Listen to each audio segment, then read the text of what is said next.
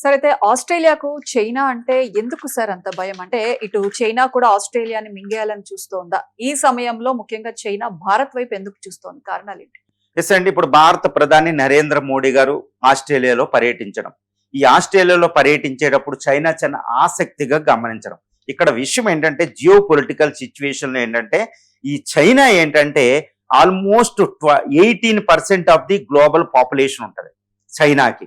కాకపోతే ప్రపంచంలో దాని భూభాగం ఏంటంటే సుమారు 6% భూభాగం ఆల్మోస్ట్ 18 అంటే 20% జనాభా కలిగి ఉంటాయి. ఇప్పుడు చైనాలో ఏంటంటే రీసోర్సెస్ సరిపోతలే. తన ఎకానమీకి అక్కడ ఉన్న కోలు, పెట్రోలియం, ఈ న్యాచురల్ రీసోర్సెస్ ఎట్టి పరిస్థితుల్లో అక్కడ సరిపోవడంలా. కాబట్టి చైనా ఏం చేస్తుందంటే అసలు పాపులేషనే లేని ఈ రష్యాలోని సైబీరియా, తర్వాత పాపులేషన్ అతి తక్కువగా ఉన్న ఆస్ట్రేలియా వైపు చూస్తుంది అనమాట. అంటే ఏంటి, చైనా వాటిని మింగేసే అవకాశం ఉంది అదనమాట. ఇప్పుడు చైనా దృష్టి అంతా ఆస్ట్రేలియా మీద పడింది. ఆస్ట్రేలియా ఏమంటుందంటే ఆస్ట్రేలియా కమ్యూనిస్ట్ పార్టీ, కమ్యూనిస్టులు ఏమంటారంటే ప్రపంచంలో చాలా తప్పుటి పరిపాలన జాగింది. ఎందుకంటే తెల్ల జాతీయులు, వైట్ రేస్ ఏం చేశారు, ఆస్ట్రేలియా అనే కాంటినెంట్ ని వాళ్ళు చేజిక్కించుకున్నారు. ఇప్పుడు ఆస్ట్రేలియా చూస్తే ఆల్మోస్ట్ ఏంటంటే 7,76,000 అంటే 70 లక్షల చదరపు కిలోమీటర్లు ఉంటుంది. 7.73 మిలియన్ స్క్వేర్ కిలోమీటర్. భారతదేశం కంటే డబుల్ అనమాట ఆస్ట్రేలియా. ఒక ఖండం అది. కానీ అక్కడ పాపులేషన్ చూస్తే కేవలం 0.3%, కేవలం 2.8 కోట్ల మంది పాపులేషన్ ఉంటారు. కానీ ఖండం చూస్తే భారతదేశం కంటే డబుల్. ప్రపంచంలో 5.5% భూభాగంలో ఉంటే 0.3% ఆఫ్ పాపులేషనే ఉంటారు. ఇప్పుడు ఆస్ట్రేలియా చూస్తే ఇటు కోల్ కానీ, కుకింగ్ కోల్ కానీ, యురేనియం కానీ, petroleum, gas reserves, oil resources, use Swathi of agriculture land, తర్వాత అడవులు, ఏ రకంగా చూసినా అక్కడ వనరులు కేవలం 0.3% ఎక్కువ వైట్ రేస్. అంటే ఏంటి, ఈ వైట్ రేస్ వలసవాదం టైంలో ఆస్ట్రేలియాని చేజిక్కించుకున్నారు. ఇది చాలా తప్పుడు నిర్ణయం అని చైనా చెప్తూ ఉంటుంది. మరి ఇది ఎంతవరకే కరెక్ట్ అనేది మనమే భావించుకోవాలి. కానీ ఇక్కడ కరెక్ట్ కూడా ఉంది. ఎందుకంటే ఎంటైర్ కెనడా అంతా కూడా ఇంతేనండి. ప్రపంచంలో ఆల్మోస్ట్ కెనడా 7% భూభాగం ఉంటుంది, కానీ 0.4% ఆఫ్ ది పాపులేషన్ ఉంటారు. అంటే వైట్ రేస్ అంత కాంటినెంట్ కెనడాని వాళ్ళు అదుపులో పెట్టుకున్నారు. ఇప్పుడు చూస్తే ఆస్ట్రేలియాను అదుపులో పెట్టుకున్నారు. ఈ రీసోర్సెస్ వాళ్ళకే చెందాలా, మిగిలిన వాళ్ళ పరిస్థితి ఏంటి? ఇండియా, చైనాలు ఇంత పాపులేషన్ తో వాళ్ళ దగ్గరికి వెళ్ళడానికి కూడా లేవు, వీసా రెస్ట్రిక్షన్స్. మరి ఇది ఎంత తప్పు. కాబట్టి చైనా ఎట్టి పరిస్థితుల్లో ఆస్ట్రేలియాను ఆక్యుపై చేసుకుంటది అన్నట్టే చైనా బిహేవ్ చేస్తూ ఉంటది. ఇప్పుడు కూడా భయం అంతే. ఇప్పుడు ఆల్మోస్ట్ చైనా నుంచి చూస్తే పసిఫిక్ ఓషన్ లో ఈ సెంట్రల్ లో నార్థన్ పార్ట్ లో చైనా ఉంటే, ఈ ఆస్ట్రేలియా ఏంటంటే సదరన్ పసిఫిక్ కి దక్షిణ ప్రాంతంలో ఉంటది. అమెరికా రావాలన్నా ఆల్మోస్ట్ అమెరికా ఆస్ట్రేలియాని ప్రొటెక్ట్ చేయాలంటే 15,000 కిలోమీటర్ల దూరం రావాలి. ఇటు ఆస్ట్రేలియా చైనాకి మధ్యలో 7,000 కిలోమీటర్లు. అంటే చైనా ఆస్ట్రేలియాని మొత్తాన్ని మింగేసే అవకాశం ఉంది, మొత్తాన్ని ఆక్యుపై చేసుకునే అవకాశం ఉంది. జియో స్ట్రాటజిస్టులు చెప్తారు. అదే ఆస్ట్రేలియా భయం. అందుకనే చైనా అంటే అంత భయపడిపోతుంది ఆస్ట్రేలియా.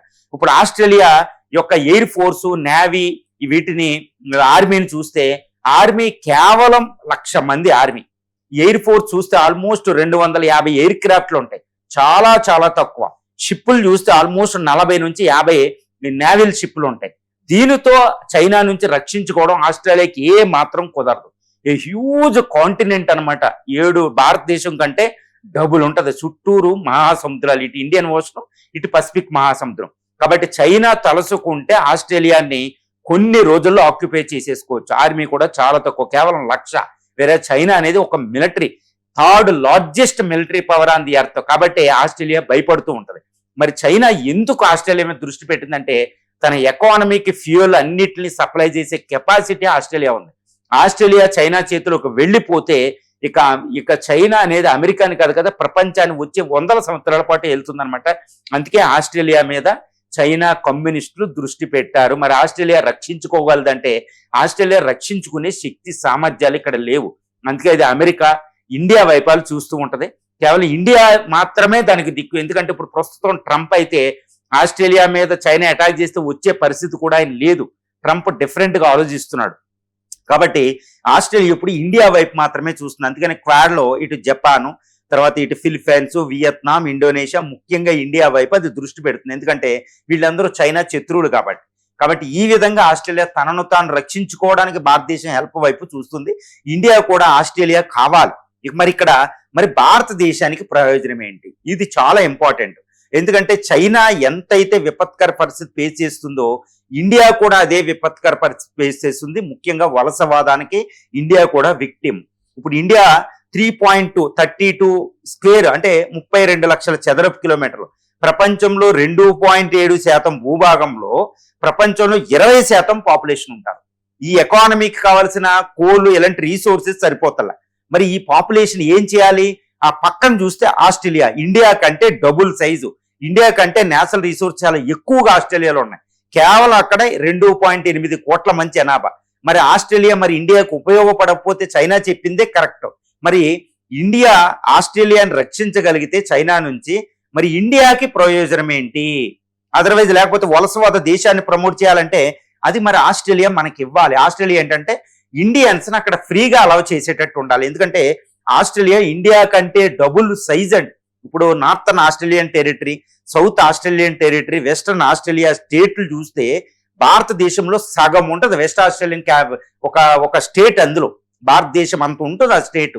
కానీ ఎడార్లు ఎక్కువ ఉన్నాయి, మినరల్ రిసోర్సెస్ ఎక్కువ ఉన్నాయి. యురేనియం, కోలు, నేచురల్ గ్యాస్, ఐరన్ ఓరు ఇలాంటి హ్యూజ్ ప్రపంచంలోనే 10% రీసోర్సెస్ అక్కడ ఉన్నాయి. పెద్ద పెద్ద వ్యవసాయ భూములు అక్కడ ఉన్నాయి. అందులో పాపులేషనే లేరు. 10,000 బీచ్లు ఉన్నాయి అక్కడ, పాపులేషనే లేరు. ఈ హ్యూజ్ సిటీస్ కానీ పాపులేషన్ చాలా తక్కువ అండి. మరి చైనా నుంచి రక్షించుకోవాలంటే ఇండియా రక్షిస్తుంది. మరి ఇండియాకి ప్రయోజనం ఏంటి అంటే ఇండియానికి ఎంత మంది అయినా అక్కడికి వెళ్ళేటట్టు ఆస్ట్రేలియా అలౌ చేయాలి. ఆస్ట్రేలియా నుంచి మినరల్ రీసోర్సెస్, కోల్ ఇవన్నీ కన్సెషన్ రేటుతో ఇండియాకు వస్తాయా, లేకపోతే చైనానే మనం సపోర్ట్ చేయాలా అనేది ఇక్కడ మనం ఒక విషయాన్ని పరిగణించాలి. అంటే చైనా, కమ్యూనిస్టు చైనా ఆక్యుపేషన్ దురాక్రమణదారుగా చూస్తున్నాం కాబట్టి చైనాది తప్పుపడుతున్నాం. కానీ చైనా ఆర్గ్యూ చేస్తున్న ఈ ఒక్క విషయాన్ని మాత్రం అందరూ అంగీకరించాలి. అదేంటి? ప్రపంచంలో అత్యధిక సహజ వనరుల్ని, పెద్ద పెద్ద ప్రాంతాలని ఈ white race colonial period end అయిపోయి ఇంకా కంట్రోల్ చేయడం, అది చాలా తప్పు. ఇప్పుడు ఆస్ట్రేలియాకి ఇండియన్స్ వెళ్ళాలంటే ఇండియన్స్ మీద అటాకులు జరుగుతున్నాయి. అక్కడికి వీసా సంపాదించాలంటే చాలా కష్టం. కానీ భారతదేశం కంటే double size, huge natural resources. మరి దాన్ని మనం ఎందుకు ప్రొటెక్ట్ చేయాలి ఈ విషయంలో? కాబట్టి ఇండియాకి ఎటువంటి కన్సెషన్ ఆస్ట్రేలియా ఇస్తుందో మనం చూడాలి.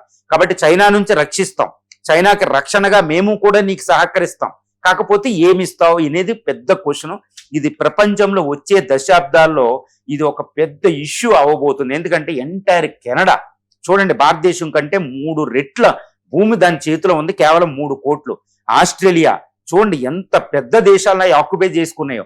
ఈ Norway, Sweden, Scandinavian countries almost అవి బర్త్ నుంచి అక్కడ ఉన్నాయి, ఓకే. బట్ కెనడా, ఆస్ట్రేలియా అనేది, ఆస్ట్రేలియాలోకి వైట్ రేస్ వెళ్ళింది కేవలం 1600 సంవత్సరంలో.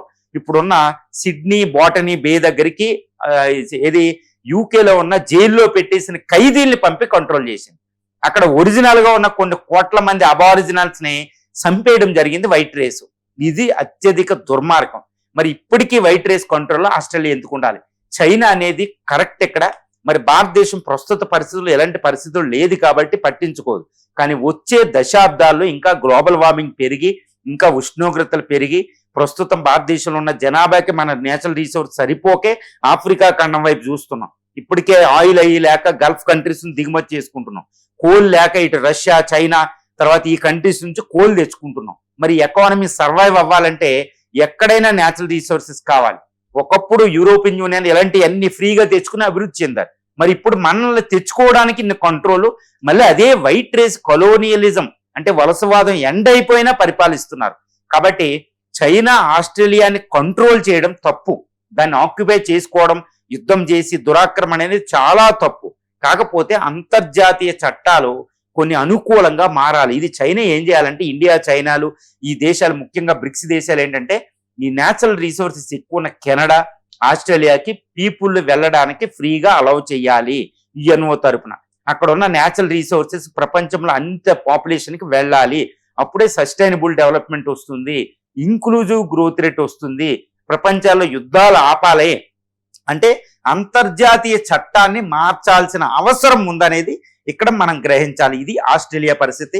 కాకపోతే ప్రస్తుత చట్టాలకు అనుకూలంగా, అంతర్జాతీయ చట్టాలకు అనుకూలంగా చైనా అనేది ఆస్ట్రేలియాని దురాక్రమణ చేయడం అనేది చాలా తప్పు. కాబట్టి ఇండియా దానికి ఎగ్నెస్ట్ అండి.